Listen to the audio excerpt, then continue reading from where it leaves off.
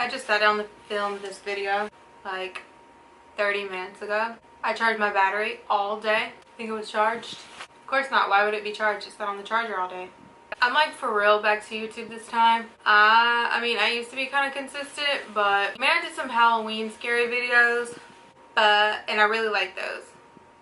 But then I was trying to do some like makeup videos, and I love makeup. Like I love doing my makeup and stuff most of the time, but I don't want to do makeup videos, so I like lost complete interest. I have really been enjoying my videos lately, like a hair one and then the like gender roles. Like I kind of just want to do whatever I want to do. Like that's my whole life. Like my whole life is doing what I want to do. That's what I enjoy. And I'm really into the creepy stuff, like the paranormal stuff. I know a lot of other people are too, which is great, because maybe we can build like this little paranormal entertainment community and whatnot, which is a big reason why I love filming videos and doing YouTube, because you can connect to people that like have the same interests as you. And I really like paranormal creepy stuff. I want to start like a series. Some of the stories I'll tell like my own paranormal things, but I also find a lot of good stories on Reddit, and I'll always link the article in the description because I want to give credit to whoever wrote the story. But I enjoy reading them, and if you enjoy reading them, maybe you'll enjoy me reading them to you. I don't have a whole lot of time to ramble because like I'm way late on getting started on this video. We are just gonna jump right into it. This is the Ouija board story. By the way, please don't ever mess with those. Please. I enjoy reading stories about them. It's entertaining, but mostly take it as like a warning. Like, don't mess with those. Please don't. Please just don't. I'm freezing. I'm so cold. 1:34 a.m. sleepover. 4 girls, big mountain house, no parents. Recipe for disaster. I'm not a cynic. I've had a few paranormal encounters, skinwalker related mainly. However, more than enough to know that keeping your distance from the paranormal world is in your best interest. Inviting spirits into your home? No, no. As soon as my 3 best friends decided to use an old Ouija board, I knew things would not end right. Where did you say you found it? Asked Emma. My grandparents' attic. They have this huge house and never used it. I like it. It seems very cozy and it's not too far away from town, replied Olivia. Why don't they use it? That's me, determined to learn more about this gorgeous mountain house that sends chills down my spine. Oh, my grandma doesn't like it there. Weird vibes, she calls it, said mockingly Olivia, obviously not believing her grandma's concerns. I don't find that surprising at all, I thought to myself. The house was beautifully furnished, wooden for the most part, a big fireplace, located in the century and tall windows. And could there be a reason why she feels this way? I said, hitting towards paranormal activity. Now, my friends know me and my attitude towards paranormal stuff. They think I overreact and worry too much. They haven't seen what I have. Can you please stop? Olivia rolled her eyes at me. There's nothing to worry about. That's the first sign that there's something to worry about. And that's how it all began. Like I said. An old and used spirit board came out of a dusty box. What should have been a warning for all of us were the marks of claws all over the back of the board. Girl. My pleas and concerns were ignored, and soon my 3 friends had the board all set up. They even lit candles around where they were sitting. Okay. So that's what we're doing. The lights were soon off. I was hesitant to participate. The truth is, I actually didn't want to at all. Well, then why did you, girl? Why did you? It was quite a sight. 3 girls sitting on the wooden floor around a spirit board, surrounded by candles.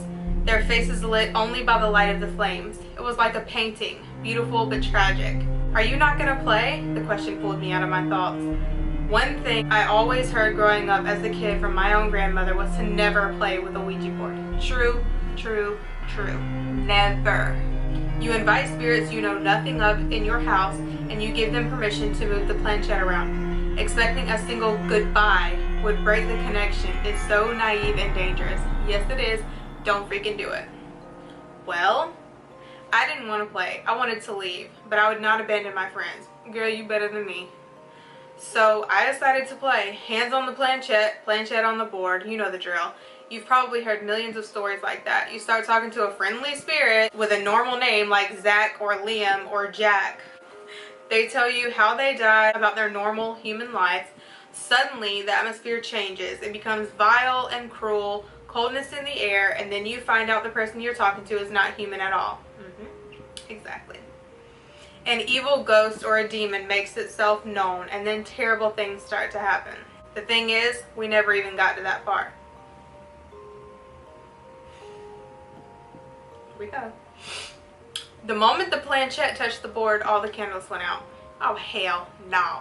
There was no need to move the planchette asking, is someone here with us? There was definitely someone there.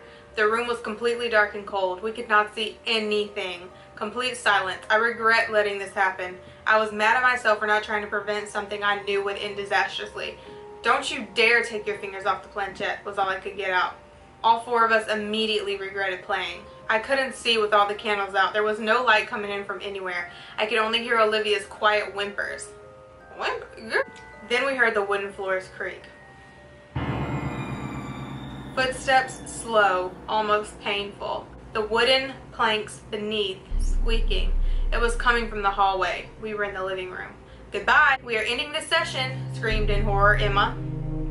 What session, I thought. It's not like we even started it. Whatever was happening, we couldn't stop it. Of that I was certain. Was saying goodbye enough to end all of this? The door to the hallway was not closed, so the creaking sound came closer and closer until whatever was making it was in the room with us. This is like popping off right from the beginning. Goodbye, whatever you are, you're not welcome here, Emma cried again. It's not like it cares if it's welcomed here, Emma. The moment that the words escaped my lips, the fireplace in front of me lit up.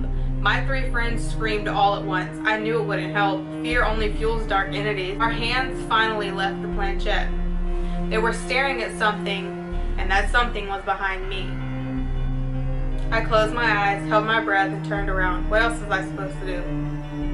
Anything else. A tall, skinny woman was standing a few feet behind me. I could never forget what she looked like. It was the most traumatizing thing I will ever experience. Her skin was badly burned, like she had survived a fire. She definitely looked scarier than the skinwalker I saw on a daily basis. Her white sleeping gown was covered in ashes and dirt, torn apart around the edges. There was blood all over her skin. Her long brown hair was all messy. Her face had holes through which bones were showing. Black empty sockets with no eyes. She looked angry at us or something else, I don't know. I had been staring at her for around 2 seconds and then I noticed something. She was holding a silver necklace in her left hand. I felt like she noticed I was looking at her necklace, so she began opening her mouth to say something. Suddenly, I heard a thud behind me. I turned around to see Olivia lying on the ground. She had fainted. I turned my back towards her quickly, trying not to lose the ghost woman or whatever she was out of my sight. When I looked again at where she was standing a second ago, there was no one. She had disappeared. The fireplace went out. With Olivia's fainting and the disappearance of the ghost woman, a terrible thought crossed my mind. I had brushed it away quickly, however. The entity was gone. That's what was important for the moment. I felt a sense of relief flow through my body. Fake relief, but still relief. Emma and Avery rushed to her side, trying to pick her up and place her on the couch, while I aimed straight for the light switch. Once the lights were on, everything seemed normal. No ghost woman, no dreadful vibe, just one fainted girl and 3 scared to death. Emma and Avery had no doubt Olivia had fainted because she had got scared. I could see it in their faces. It was a naive thought, but I wanted to believe that was the case with my entire heart. What was crossing my mind was the worst case scenario. I dare not even say it out loud. We put the board into the box. We put away all the candles. After a few minutes, Olivia woke up and seemed fine, terrified from what had happened, but fine. My fears were slowly disappearing. She wasn't acting strange and seemed normal.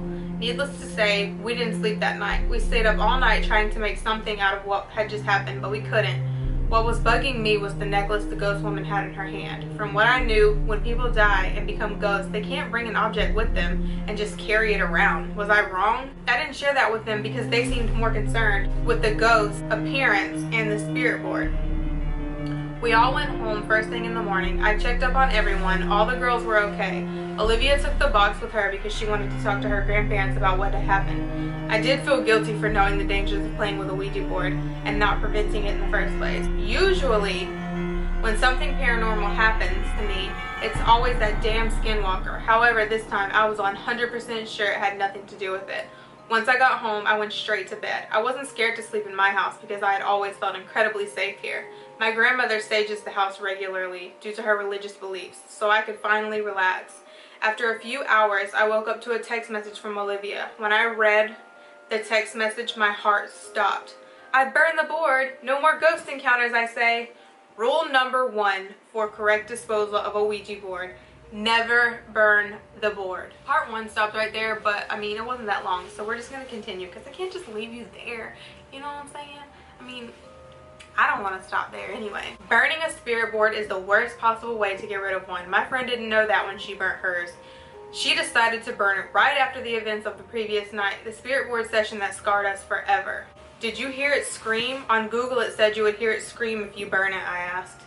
I was concerned about the fact that one of my best friends decided to do something so reckless. No, can you stop freaking out? I showed it to my grandparents. They said they've never seen it before and don't know how it ended up in their attic. So I burned it in the backyard. Nothing weird happened. It turned into ashes, said my friend Olivia. She was obviously bored by my concerns and didn't believe anything bad would come of it. I knew better. I've had recent experiences that turned me into a paranormal believer. It doesn't seem right. They don't know where this spirit board came from. And then we saw that ghost and you fainted. I tried to emphasize the part where she passed out right as the entity disappeared. She didn't get my hint though. Listen, I am completely fine. I burned it to make sure we would never see that terrifying woman ever again. She was getting impatient with this whole conversation. You don't know that for sure, I thought. During the course of the next few days, nothing extraordinary happened. The 4 of us went to school just as normal teenage stuff. All of my 3 friends talked about was the ghost we saw. Her appearance, her face, her missing eyes, her burnt skin. I'm not gonna lie, I was terrified from it as well. However, when you have encountered a skinwalker twice and had it haunt you for over a year and a half, a terrifying ghost you only met once is something you could deal with. Or so I hoped. I was more concerned about the silver necklace that the ghost woman was carrying. As I mentioned before, I have always known that individuals who die and become ghosts don't take any objects with them. So why would this ghost be carrying a necklace, and how was that possible? That is why I share my experience here with you. If anyone has any information, I would gladly hear it. Something that happened yesterday, however, leaves me restless. Olivia showed up late to class, claiming she didn't know why she was late or how it had happened. The teacher never believed her, of course. I was alarmed. Was she losing track of time? Moreover, mood shifts started occurring. 1 second she would be completely relaxed and next have an angry outburst. I knew those were some of the signs of possession. However, I tried to brush it off, hoping I was just being paranoid. That's when she started losing her memory. By 4 p.m. yesterday, she could no longer remember details of the spirit board session. When my other 2 friends or I would talk about the session, she would ask questions as if she had not initially been there. It's like she doubted the spirit board session ever happened. She no longer remembered her fainting or our conversations about the session when it was over. Throughout the entire day, her attitude towards me was hostile. I thought it was due to the mood shift she was going through. I didn't know what I had done to upset her.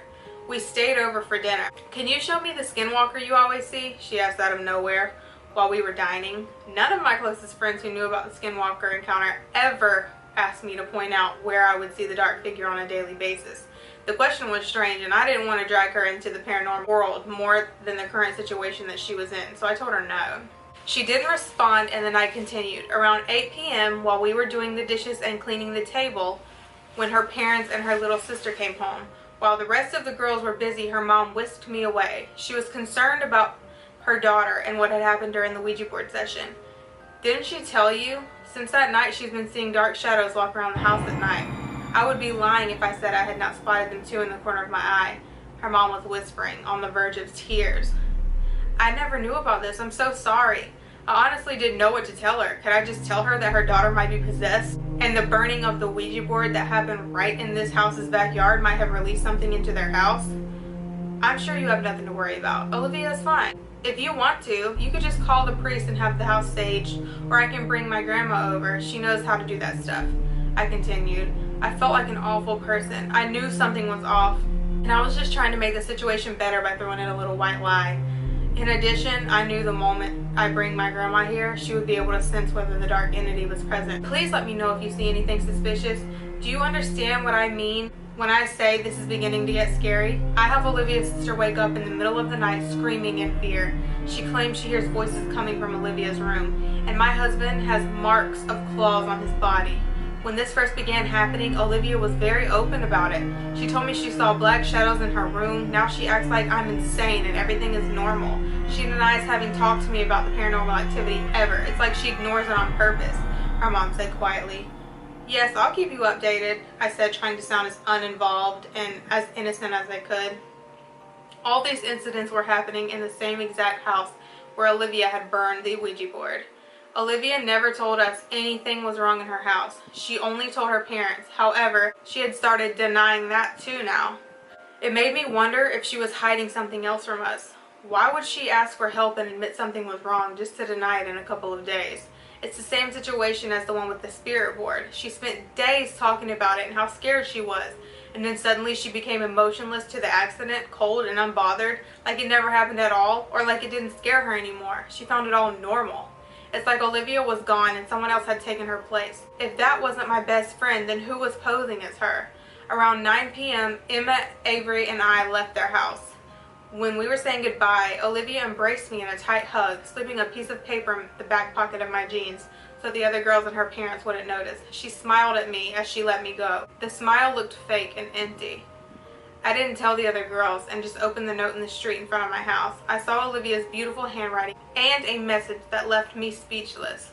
The note read, "Don't get in my way." Calling it a warning was an understatement. It was more of a threat. This morning I woke up to a text message. It wasn't from Olivia, at least not directly. It was from Emma. She had forwarded a text that Olivia had sent both Emma and Avery, but not to me. Meet me at the cemetery at 12 a.m. tonight. How about don't do that? Okay. I really hope that these girls did not, because if this is a true story, it's on Reddit. So, like, it's usually either personal stories or really good made-up stories. I don't care. I hope they did not do that. So, I'm gonna end the video there with meet me at the cemetery at 12 a.m. And if you like this story and you want me to keep doing this, I'm probably going to keep doing it anyway, but it would also help if you let me know that you like it and you want the part 3 to this. Let me know in the comments, please, and I will finish this story. But just let me know how you like this, because I really enjoy reading these stories and I really like to read them to you. I'm trying to build a community here, so if you would like the video, if you liked it, if you don't. Subscribe to my channel, turn on my post notifications, and share it with other people who you know like creepy things. It's not going to be all paranormal, but I mean, it will be a good bit because I really enjoy paranormal stuff, but I'm still going to do like vlogging or cooking, whatever I feel like doing, okay? This channel is just going to be whatever I want to do, like for real this time, doing everything that I like to do. So if you like this, please let me know and I will continue, and I will post part 3 soon after this if you want to hear it. Okay, thank you for watching. Please like, subscribe, and share. Turn on post notifications so you know when I do post part 3 if you liked it, and tell your friends to subscribe, and let's build a big ass fun community where we can just come here and do whatever we want to do and talk about whatever we want to talk about. Thank you for watching.